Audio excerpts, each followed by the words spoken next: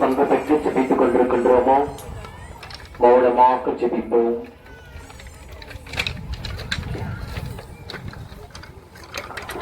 அன்பு இந்த மலையில் வீற்றிருக்க அருள் கூர்ந்தீரே, அதற்காக நன்றி செலுத்துகின்றோம்.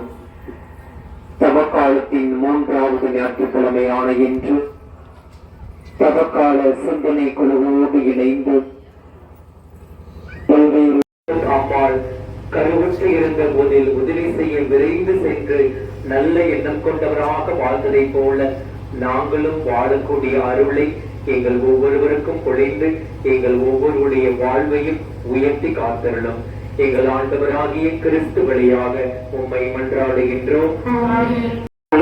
உரத்து நோம்பிருந்து உமக்குடைய சாட்சியாக பிள்ளைகளாக வாழக்கூடிய அருளை எங்கள் ஒவ்வொருவருக்கும் பொழிந்தருளும். சிறப்பாக இந்த நன்னாளில் இதற்காக உதவி செய்த அனைத்து நல்ல உள்ளங்களை நிறைவாக ஆசீர்வதியும், நிறைவாக ஆசீர்வதித்தருளும்.